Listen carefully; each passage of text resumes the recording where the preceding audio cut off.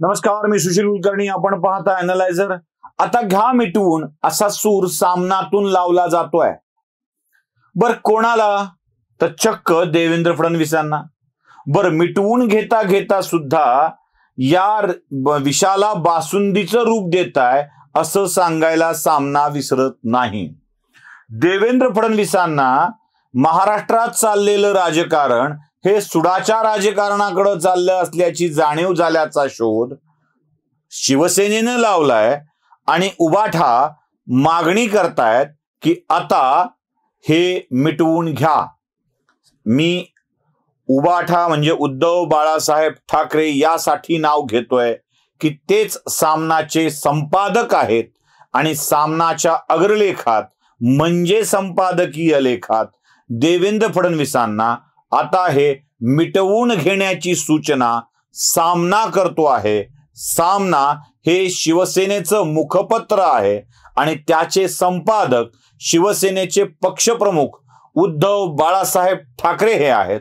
म्हणजे उद्धव बाळासाहेब ठाकरे हे सामनाचे संपादक आणि सामना शिवसेनेचा मुखपत्र असल्यामुळं पक्षप्रमुख आपल्या मुखपत्रातून संपादक या नात्याने मिटवून घेण्याची भाषा देवेंद्र फडणवीसांच्या समोर करत आहेत.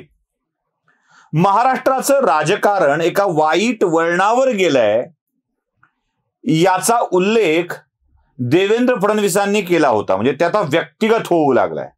राजकीय मतभेदाचं स्वरूप व्यक्तिगत वैरामध्ये होऊ लागलंय आणि याचं राजकीय हडवैरात रूपांतर होऊ लागलंय अशी स्थिती महाराष्ट्राच्या राजकारणात दिसू लागली आहे. अर्थात देवेंद्र फडणवीसांनी केलेल्या या विधानाशी मीही सहमत आहेच. कोणी टीका करणार असेल, कोणी राजकीय विरोध करणार असेल तर त्याची जात, कुळ, गोत्र सगळंच काढून त्याच्यावरती अत्यंत वाईट भाषेत टीका केली जाते. वाईट भाषेत प्रत्युत्तर दिलं जातं. जेव्हा नारायण राणेंना अटक होते तेव्हा ते व्यक्तिगत पातळीवर चाललंय याची जाणीव होते. जेव्हा कंगनाचं कार्यालय पाडलं जातं तेव्हा ते व्यक्तिगत पातळीवर चाललंय याची जाणीव होते. जेव्हा अनंत करमुसेला घरी नेऊन मारलं जातं तेव्हा ते व्यक्तिगत पातळीवर चाललंय हा समज दृढ होतो. जेव्हा राहुलला अटक होते तेव्हा अधिकाधिक ते व्यक्तिगत सुडभावनेच्या पातळीवर चाललंय याची जाणीव होते. जेव्हा केतकी चित्रेला जामीन मिळत नाही तेव्हा ते राजकीय हडवैर होऊ लागलं आहे हे मनात ठसू लागतं. जेव्हा आमदार आणि खासदारावर राजद्रोहाचा गुन्हा लागतो तेव्हा ते अधिक सुडबुद्धीचं होत चाललंय याची जाणीव होऊ लागते. मला वाटतं मागच्या 4 महिन्यामध्ये असं काही झालं असेल तर कृपया कळवावं. कोथळा काढू, मारून टाकू, बाहेर खुपसून टाकू, यास हातपाय तोडू यासारख्या भाषा देखील वापरल्या गेल्या. महाराष्ट्राच्या राजकारणात कधी नव्हे ते रक्तरंजित भाषा वापरली गेली आणि एकाएकाची पाठ रक्तरंजित होईपर्यंत बडवल्या गेलं. इतकं महाराष्ट्राचं राजकारण एका घाणेरड्या पातळीवर चाललं आहे. याबाबत आधी सगळेच बोलत होते. दीडदमडीचे युट्यूबर म्हणून आम्हीही बोलत होतो. आणखी काही युट्यूबर्स बोलत होते. आणखी काही माध्यमं बोलत होते. विरोधी पक्ष त्यावेळेसचे बोलत होते. आणि आता तीच भाषा शिवसेनेच्या मुखातून येऊ लागली आहे. मुखपत्रातून म्हणजे मुखातून असा शब्द मी वापरतोय. शिवसेनेच्या मुखपत्रातून येऊ लागले आहे आणि याला दुजोरा देत म्हणजे आमच्या म्हणण्याला दुजोरा देत उद्धव बाळासाहेब ठाकरे यांनी आता मिटवून घेण्याच्यासाठी देवेंद्र फडणवीसांच्याकडं हात पसरले आहेत. आव्हान केलं आहे, विनंती केली आहे, सूचना केली आहे. शब्द कोणताही वापरा पण सामना म्हणतोय की आता हे घ्या मिटवून. मिटवून घेण्यासारखी स्थिती महाराष्ट्राच्या राजकारणात आली आहे का?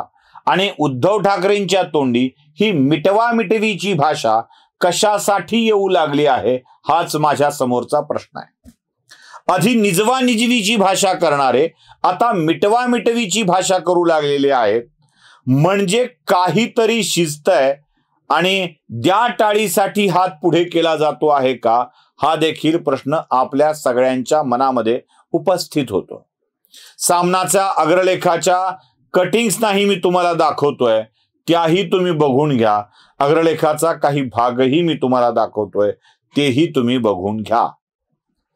यात देवेंद्र फडणवीसांनीच आता पुढाकार घेण्याची आणि हे सगळं थांबविण्याची, मिटविण्याची अपेक्षा सामनातून उद्धव बाळासाहेब ठाकरे संपादक आणि पक्षप्रमुख म्हणून व्यक्त करतात का हाही कुणी कडकनाथ मुंबईकर आहे वेगळा लिहिणारा, अग्रलेख कुणा वेगळा लिहायला दिला असेल तर माहित नाही, पण ही आम्ही भाषा गृहीत धरतो ती संपादकांचीच आणि संपादक पक्षप्रमुख असल्यामुळं त्यांची पक्षप्रमुखांचीच भाषा आहे असं आम्ही गृहीत धरतोय. काय काकांनी हात सोडलाय उद्धव ठाकरेंचा की घे मिटवून म्हणून सांगितलंय? शरद पवारांच्या सोबतच्या संबंधाचा उबग उद्धव ठाकरेंना आला आहे का शरद पवारांनाच उद्धव ठाकरे सोबतच्या संबंधांचा उबग आला आहे म्हणून सामनातून भाजपला साथ घातली जाते आहे? आता सामना करून साथ घालणार असाल तर या साधेला प्रतिसाद मिळेल का हा देखील एक मोठा प्रश्न आहे. म्हणजे याचं कारण शरद पवार आहेत का की याचं कारण आदित्य ठाकरे आहेत? म्हणजे आदित्य ठाकरेंच्या पर्यंत काही गोष्टी पोहोचत आहेत म्हणून यात काही अडचण आली आहे का? की भिडे नावाच्या एका कन्येनं दाखल केलेली याचिका ठाकरे परिवाराच्या संपत्तीबाबतच असल्यामुळे तिथपर्यंत काही चौकशीचे सूर जाण्याची शक्यता आहे का? आणि या चौकशीत वेगळीच काही दिशा सापडते आहे का? हा प्रयत्न, ही भीती ठाकरेच्या मनात आहे का? आणि म्हणूनच त्यांनी ही मिटवा मिटवीची भाषा केली आहे. उद्या मुंबईच्या राजकारणात शिवसेनेचा अस्त झाला तर शिवसेना संपली हे लक्षात घ्या. मी अजून पुन्हा दावा करतोय, मुंबईकरांचा विश्वास भलेही बाळासाहेबांची शिवसेना या पक्षावर नसेल पण ठाकरे नावावरती नक्कीच आहे. मध्यंतरी राज ठाकरे यांचं बळ वाढविण्याचा प्रयत्न होत होता.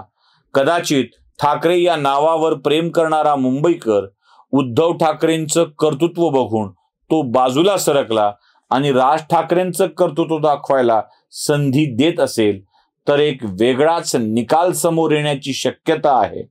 या सगळ्या भांडणात राज ठाकरे एक नवनेतृत्व म्हणून उदयाला येतील मुंबईमध्ये आणि मुंबई या मातोश्रीवरच्या ठाकरेंची होण्याच्या ऐवजी कृष्णकुंजवरच्या शिवतीर्थावरच्या ठाकरेंची होईल का अशी भीती उद्धव ठाकरेंच्या मनामध्ये वाटते आहे का?